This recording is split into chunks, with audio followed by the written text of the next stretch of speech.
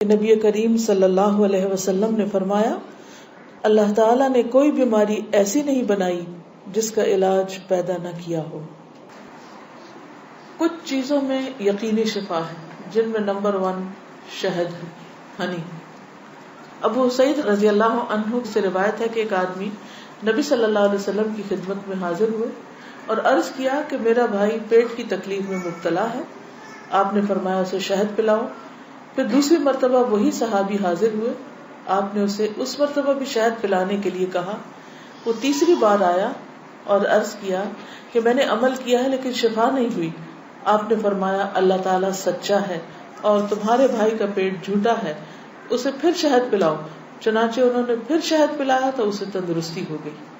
کیونکہ قرآن مجید میں آتا ہے نا کہ شہد کے بارے میں کہ وہ شفا ہے، فیہ شفاء للناس۔ کلونجی میں شفا ہے۔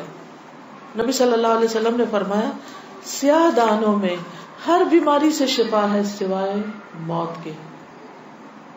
عجوہ کھجور، رسول اللہ صلی اللہ علیہ وسلم نے فرمایا عجوہ جنت کے پھلوں میں سے اور اس میں زہر سے شفا ہے۔ یعنی اگر آپ سمجھتے کہ آپ کے جسم میں آپ کا بلڈ پوائزنس ہو گیا ہے یا ویسے آپ کے اندر بہت ٹاکسنز ہو گئے ہیں تو اس صورت میں بھی آپ اس سے فائدہ اٹھا سکتے ہیں۔ نبی صلی اللہ علیہ وسلم نے فرمایا جو شخص روزانہ چند عجوہ کھجوریں کھا لیا کرے اسے اس دن رات تک زہر اور جادو نقصان نہیں پہنچا سکیں گے۔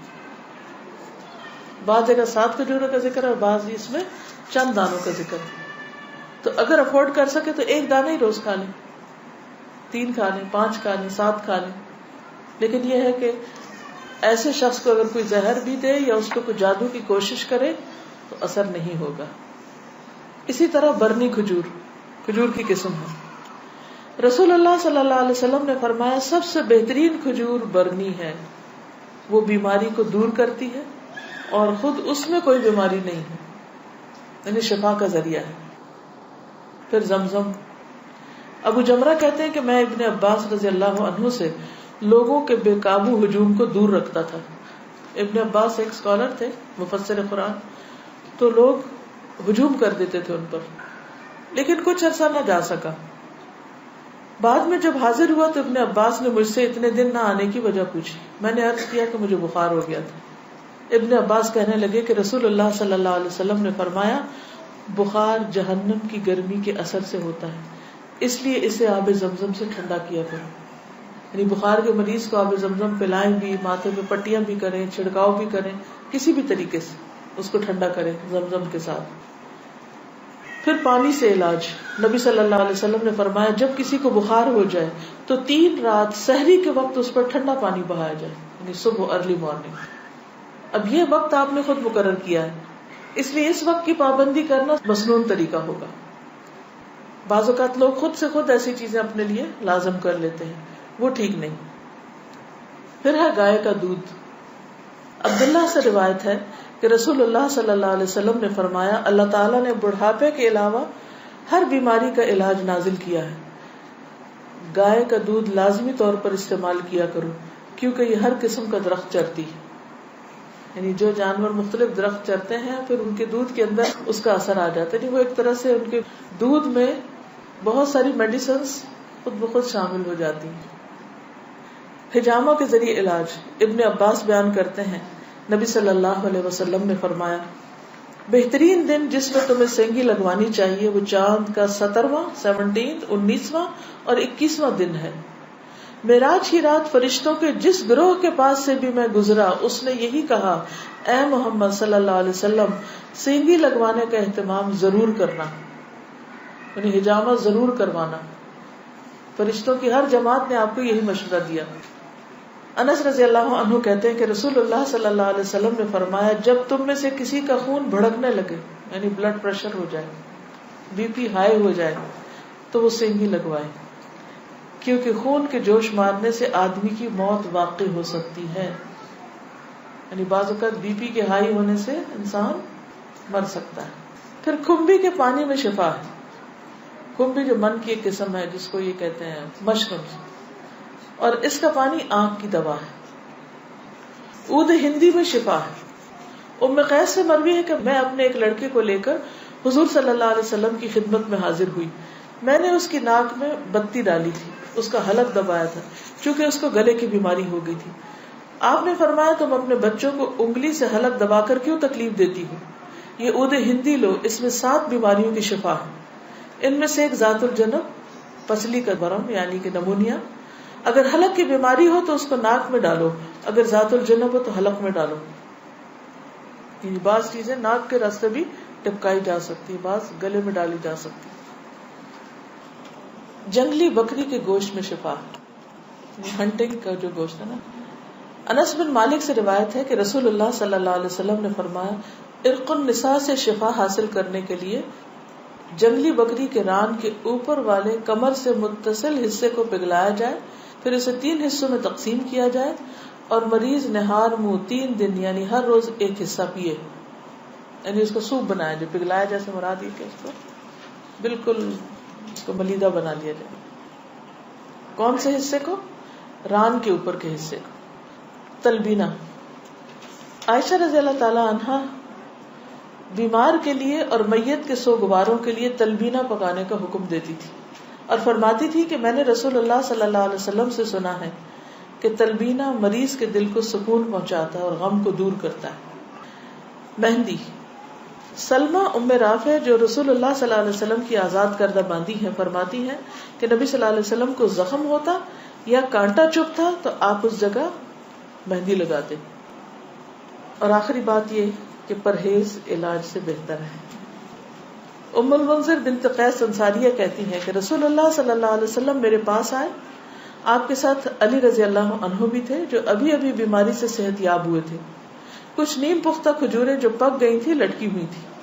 رسول اللہ صلی اللہ علیہ وسلم نے ان کو کھانا شروع کر دیا اور علی بھی کھانے کے لیے کھڑے ہوئے، لیکن رسول اللہ صلی اللہ علیہ وسلم نے یہ کہہ کر منع فرمانا شروع کر دیا کہ رک جاؤ کیونکہ ابھی تک بیماری کی کمزوری باقی ہے. سو وہ رک گئے. میں نے جو اور چکندر کا ایک کھانا تیار کیا اور آپ کے پاس لے کر آئی. رسول اللہ صلی اللہ علیہ وسلم نے فرمایا علی یہ کھاؤ، یہ تمہارے لیے زیادہ مفید ہے. یعنی بیمار کو کچھ چیزیں کھانی چاہیے اور کچھ نہیں کھانی چاہیے. تو اس لیے حکم کیا ہے کہ علاج کرتے رہو. اللہ نے کوئی بیماری ایسی نہیں رکھی جس کا علاج نہ رکھا ہو سوائے موت اور بڑھاپے کے. اسی طرح معالج کو دکھانا چاہیے. جابر بن عبداللہ سے روایت ہے کہ رسول اللہ صلی اللہ علیہ وسلم ایک بیمار کی تیمارداری کے لیے تشریف لے گئے اور فرمایا تم لوگ اس کے لیے کوئی طبیب کیوں نہیں بلاتے؟ انہوں نے کہا اللہ کے رسول صلی اللہ علیہ وسلم آپ بھی ہم کو یہ حکم دیں گے، یعنی آپ بھی کہتے ہیں کہ ہم طبیب کو بلائیں. آپ نے فرمایا اللہ تعالیٰ نے جو بیماری اتاری ہے اس کی دوا بھی نازل کی ہے. تو طبیب یا معالج کو دکھانے کا حکم کیوں ہے؟ اس لیے کہ وہ صاحب علم ہے، صاحب تجربہ ہے، اس کے پاس ایکسپیرینس ہے. تو جب انسان کو کسی بھی چیز کے بارے میں علم نہ ہو تو حکم کیا ہے قرآن کا؟ فَاسْأَلُوا أَهْلَ الذِّكْرِ إِن كُنتُمْ لَا تَعْلَمُونَ. جاننے والوں سے پوچھو اگر تم نہیں جانتے، چاہے کوئی دنیاوی مسئلہ ہو یا کوئی دینی مسئلہ ہو. پہلا کیا ہے؟ توکل، اللہ پہ بھروسہ کہ شفا مجھے دے گا تو وہی دے گا. اور جو بھی کچھ کرے اس میں یہ نہ سمجھے کہ اس چیز کے اندر کوئی چیز ہے وہ اللہ ہی نے ڈالی اس وقت. دوسری چیز ہے دعا کرنا، دعاؤں سے علاج. تیسری چیز صدقہ کرنا. کوئی بیماری آئے تو صدقہ کیا جائے.